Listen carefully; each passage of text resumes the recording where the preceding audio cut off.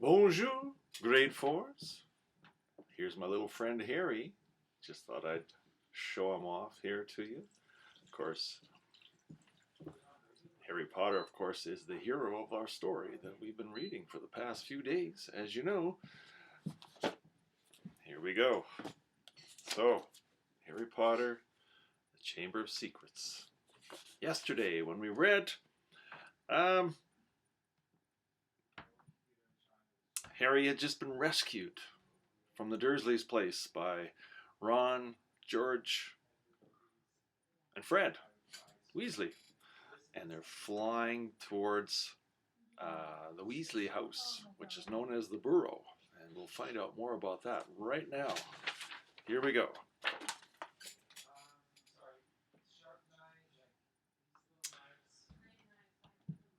I'm glad we came to get you anyway, said Ron. I was getting really worried when you didn't answer any of my letters. I thought it was Errol's fault at first. Who's Errol? Our owl. He's ancient. It wouldn't be the first time he'd collapsed on a delivery, so then I tried to borrow Hermes. Who? The owl Mum and Dad bought Percy when he was made a prefect, said Fred from the front. But Percy wouldn't lend him to me, said Ron. Said he needed him. Percy's been acting very oddly this summer, said George, frowning, and he has been sending a lot of letters and spending a load of time shut up in his room. I mean, there's only so many times you can polish a prefect badge. You're driving way too fast, Fred, he added, pointing at a compass on the dashboard. Sorry, you're driving too far west, Fred, he added, pointing at a compass on the dashboard. Fred twiddled the steering wheel. So does your dad know you've got the car? Said Harry, guessing the answer. No, said Ron. He had to work tonight. Hopefully we'll be able to get it back in the garage without Mum noticing we flew it. What does your dad do at the Ministry of Magic anyway? He works in the most boring department, said Ron. The Misuse of Muggle Artifacts office. The what? It's all to do with bewitching things that are Muggle-made, you know, in case they end up back in a Muggle shop or house. Like last year, some old witch died and her tea set was sold to an antique shop. This Muggle woman bought it, took it home, and tried to serve her friends tea in it. It was a nightmare. Dad was working overtime for weeks. What happened? The teapot went berserk and squirted boiling tea all over the place, and one man ended up in hospital with the sugar tongs clamped to his nose. Dad was going frantic. It's only him and an old warlock called Perkins in the office, and they had to do memory charms and all sorts to cover it up. But your dad, this car. Fred laughed. Yeah, Dad's mad about everything to do with Muggles. Our shed's full of Muggle stuff. He takes it apart, puts spells on it, and puts it back together again. If he raided our house, he'd have to put himself straight under arrest. It drives Mum mad. That's the main road, said George, peering down through the windscreen. We'll be there in 10 minutes, just as well. It's getting light. A faint pinkish glow was visible along the horizon to the east. Fred brought the car lower, and Harry saw a dark patchwork of fields and clumps of trees. We're a little way outside the village, said George. Ottery St. Catchpole. Lower and lower went the flying car. The edge of a brilliant red sun was now gleaming through the trees. Touchdown, said Fred, as with a slight bump they hit the ground. They had landed next to a tumble-down garage in a small yard, and Harry looked out for the first time at Ron's house. It looked as though it had once been a large stone pigsty, but extra rooms had been added here and there until it was several stories high, and so crooked it looked as though it was held up by magic, which Harry reminded himself it probably was. 4 or 5 chimneys were perched on top of the red roof. A lopsided sign stuck in the ground near the entrance read, "The Burrow." Round the front door lay a jumble of Wellington boots and a very rusty cauldron. Several fat brown chickens were pecking their way around the yard. It's not much, said Ron. It's brilliant, said Harry happily, thinking of Privet Drive. They got out of the car. Now we'll go upstairs really quietly, said Fred, and wait for Mum to call us for breakfast. Then, Ron, you come bounding downstairs going, Mom, look who turned up in the night. And she'll be all pleased to see Harry, and no one need ever know we flew the car. Right, said Ron. Come on, Harry, I sleep at the... Ron had gone a nasty greenish color, his eyes fixed on the house. The other three wheeled around. Mrs. Weasley was marching across the yard, scattering chickens, and for a short, plump, kind-faced woman, it was remarkable how much she looked like a saber-toothed tiger. "Ah," said Fred. "Oh dear," said George. Mrs. Weasley came to a halt in front of them, her hands on her hips, staring from one guilty face to the next. She was wearing a flowered apron with a wand sticking out of the pocket. "So," she said. "Morning, Mum," said George, in what he clearly thought was a jaunty, winning voice. "Have you any idea how worried I've been?" said Mrs. Weasley in a deadly whisper. "Sorry, Mum, but see, we had to—" All three of Mrs. Weasley's sons were taller than she was, but they cowered as her rage broke over them. "Bed's empty, no note, car gone, could have crashed, out of my mind with worry. Did you care? Never, as long as I've lived. You wait until your father gets home. We never had trouble like this from Bill or Charlie or Percy." "Perfect Percy," muttered Fred. "You could do with taking a leaf out of Percy's book," yelled Mrs. Weasley, prodding a finger in Fred's chest. "You could have died. You could have been seen. You could have lost your father his job."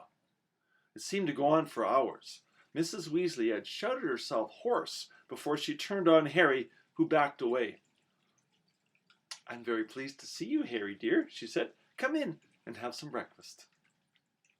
She turned and walked back into the house, and Harry, after a nervous glance at Ron, who nodded encouragingly, followed her.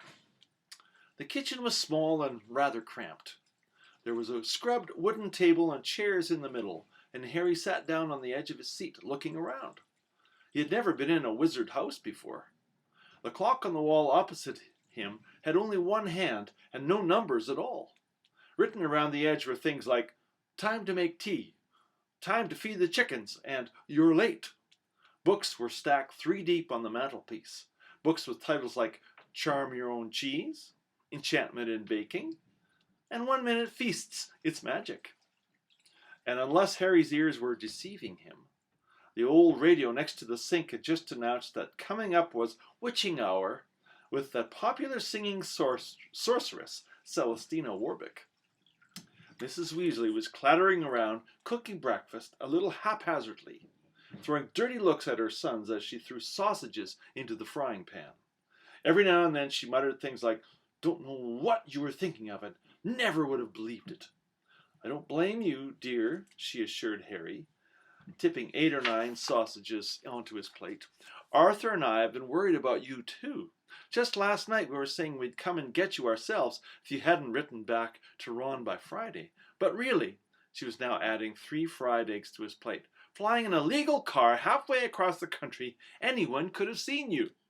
She flicked her wand casually at the washing up in the sink, which began to clean itself, clinking gently in the background. "It was cloudy, Mum," said Fred. "You keep your mouth closed while you're eating," Mrs. Weasley snapped. "They were starving him, Mum," said George. "And you," said Mrs. Weasley, but it was with a slightly softened expression that she started cutting Harry bread and buttering it for him. At that moment there was a diversion in the form of a small red-headed figure in a long nightdress, who appeared in the kitchen, gave a small squeal, and ran out again. "Ginny," said Ron in an undertone to Harry, "my sister. She's been talking about you all summer." "Yeah, she'll be wanting your autograph, Harry," grinned Fred, but he caught his mother's eye and bent his face over his plate without another word. Nothing more was said until all 4 plates were clean, which took a surprisingly short time. "Blimey, I'm tired," yawned Fred, setting down his knife and fork at last. "I think I'll go to bed and—" "You will not," snapped Mrs. Weasley. "It's your own fault you've been up all night. You're going to de-gnome the garden for me. They're getting completely out of hand again." "Oh, Mom." "And you too," she said, glaring at Ron and George. "You can go up to bed, dear," she added to Harry. "You didn't ask them to fly that wretched car." But Harry, who felt wide awake, said quickly, "I'll help Ron. I've never seen a de-gnoming." "That's very sweet of you, dear. But it's dull work," said Mrs. Weasley. "Now, let's see what Lockhart's got to say on the subject." And she pulled a heavy book from the stack on the mantelpiece. George groaned. "Mum, We know how to denome a garden. Harry looked at the cover of Mrs. Weasley's book. Written across it in fancy gold letters were the words, Gilderoy Lockhart's Guide to Household Pets. There was a big photograph on the front of a very good-looking wizard with wavy blonde hair and bright blue eyes. As always in the wizarding world, the photograph was moving. The wizard, who Harry supposed was Gilderoy Lockhart, kept winking cheekily up at them all. Mrs. Weasley beamed down at him. "Oh, he is marvelous," she said. "He knows his household pests all right. It's a wonderful book." "Mum fancies him," said Fred in a very audible whisper. "Don't be so ridiculous, Fred," said Mrs. Weasley, her cheeks rather pink. "All right, if you think you know better than Lockhart, you can go and get on with it. And woe betide you if there's a single gnome in the garden when I come out to inspect it." Yawning and grumbling, the Weasleys slouched outside with Harry behind them. The garden was large and in Harry's eyes exactly what a garden should be. The Dursleys wouldn't have liked it. There were plenty of weeds, and the grass needed cutting. But there were gnarled trees all around the walls, plants Harry had never seen spilling from every flower bed, and a big green pond full of frogs. "Well, Muggles have garden gnomes too, you know," Harry told Ron as they crossed the lawn. "Yeah, I've seen those things they think are gnomes," said Ron, bent double with his head in a peony bush, "like fat little Father Christmases with fishing rods." There was a violent scuffling noise. The peony bush shuddered and Ron straightened up. "This is a gnome," he said grimly. "Get off me! Get off me!" squealed the gnome. It was certainly nothing like Father Christmas. It was small and leathery looking, with a large, knobbly, bald head exactly like a potato. Ron held it at arm's length as it kicked out at him with its horny little feet. He grasped it around the ankles and turned it upside down. "This is what you have to do," he said. He raised the gnome over his head. "Get off me!" and started to swing it in great circles like a lasso. Seeing the shocked look on Harry's face, Ron added, "It doesn't hurt them. You've just got to make them really dizzy so they can't find their way back to the gnome holes." He let go of the gnome's ankles. It flew 20 feet into the air and landed with a thud in the field over the hedge. "Pitiful," said Fred. "I bet I can get mine behind that stump." Harry leaned quickly learned not too quickly to feel sorry for the gnomes. He decided just to drop the first one he caught over the hedge. But the gnome, sensing weakness, sank its razor-sharp teeth into Harry's finger, and he had a hard job shaking it off until, "Wow, Harry, that must have been 50 feet. The air was soon thick with flying gnomes. "See, they're not too bright," said George, seizing 5 or 6 gnomes at once. "The moment they know the denoming is going on, they storm up to have a look. You'd think they've learned by now just to stay put." Soon the crowd of gnomes in the field started walking away in a straggling line, their little shoulders hunched. I want to show you a picture of what the gnomes looked like.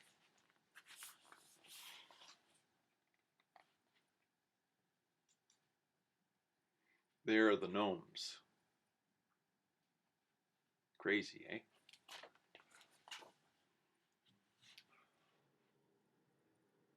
"They'll be back," said Ron, as he watched the gnomes disappear into the hedge on the other side of the field. "They love it here. Dad's too soft with them. He thinks they're funny." Just then the front door slammed. "He's back," said George. "Dad's home." They hurried through the garden and back into the house. Mr. Weasley was slumped in a kitchen chair with his glasses off and his eyes closed. He was a thin man, going bald, but the little hair he had was as red as any of his children. He was wearing long green robes which were dusty and travel-worn. "What a night," he mumbled, groping for the teapot as they all sat down around him. 9 raids, 9! And old Mundungus Fletcher tried to put a hex on me when I had my back turned." Mr. Weasley took a long gulp of tea and sighed. "Find anything, Dad?" said Fred eagerly. "All I got were a few shrinking door keys and a biting kettle," yawned Mr. Weasley. "There was some pretty nasty stuff that wasn't my department, though. Mortlake was taken away for questioning about some extremely old ferrets. But that's the Committee on Experimental Charms, thank goodness." "Why would anyone bother making door keys shrink?" said George. Just muggle baiting, sighed Mr. Weasley. Sell them a key that keeps shrinking to nothing so they can never find it when they need it. Of course, it's very hard to convict anyone because no muggle would admit their key keeps shrinking.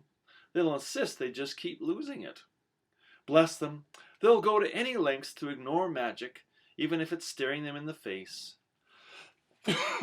Excuse me. But the things our lot have taken to enchanting, you wouldn't believe. Like cars, for instance? Mrs. Weasley had appeared holding a long poker like a sword. Mr. Weasley's eyes jerked open. He stared guiltily at his wife. Cars, Molly dear? Yes, Arthur, cars, said Mrs. Weasley, her eyes flashing. Imagine a wizard buying a rusty old car and telling his wife all he wanted to do with it was take it apart to see how it worked. Well, really, he was enchanting it to make it fly. Mr. Weasley blinked. Well, dear, I think you'll find that he would be quite within the law to do that, even if he maybe would have done better to tell his wife the truth. There's a loophole in the law, you'll find. As long as he wasn't intending to fly the car, the fact that the car could fly wouldn't. Arthur Weasley, you made sure there was a loophole when you wrote that law, shouted Mrs. Weasley, just so you could carry on tinkering with all that muggle rubbish in your shed. And for your information, Harry arrived this morning in the car you weren't intending to fly. Harry? Said Mr. Weasley blankly. Harry who? He looked around, saw Harry, and jumped. Good Lord, is it Harry Potter? Very pleased to meet you. Ron's told us so much about. Your sons flew that car to Harry's house and back last night, shouted Mrs. Weasley. What have you got to say about that, eh? Did he really? Said Mr. Weasley eagerly. Did it go all right? I mean, he faltered as sparks flew from Mrs. Weasley's eyes. That was very wrong, boys. Very wrong indeed. Let's leave them to it, Ron muttered to Harry as Mrs. Weasley swelled like a bullfrog. Come on, I'll show you my bedroom. They slipped out of the kitchen and down a narrow passageway to an uneven staircase which zigzagged its way up through the house. On the third landing, a door stood ajar. Harry just caught sight of a pair of brown eyes staring at him before it closed with a snap. Ginny, said Ron, you don't know how weird it is for her to be this shy. She never shuts up normally. They climbed 2 more flights until they reached a door with peeling paint and a small plaque on it saying, Ronald's room. Harry stepped in, his head almost touching the sloping ceiling, and blinked. It was like walking into a furnace. Nearly everything in Ron's room seemed to be a violent shade of orange. The bedspread, the walls, even the ceiling. Then Harry realized that Ron had covered nearly every inch of the shabby wallpaper with posters of the same 7 witches and wizards, all wearing bright orange robes, carrying broomsticks and waving energetically. Your Quidditch team? Said Harry. The Chudley Cannons, said Ron, pointing at the orange bedspread, which was emblazoned with 2 giant black C's and a speeding cannonball. 9th in the league. Ron's school spell books were stacked untidily in a corner next to a pile of comics, which all seemed to feature the adventures of Martin Miggs, the Mad Muggle. Ron's magic wand was lying on top of a fish tank full of frog spawn on the windowsill next to his fat grey rat, Scabbers, who was snoozing in a patch of sun. Harry stepped over a pack of self-shuffling playing cards on the floor and looked out of the tiny window. In the field far below, he could see a gang of gnomes sneaking one by one back through the Weasley's hedge. Then he turned to look at Ron, who was watching him almost nervously as though waiting for his opinion. It's a bit small, said Ron quickly, not like the room you had with the Muggles. And I'm right underneath the ghoul in the attic. He's always banging on the pipes and groaning. But Harry, grinning widely, said, This is the best house I've ever been in. Ron's ears went pink. Here's a picture of Scabbers. Kind of a fat rat, all right. All right, that's the end of Chapter 3. Tomorrow I'll start with Chapter 4 at Flourish and Blots. See you later.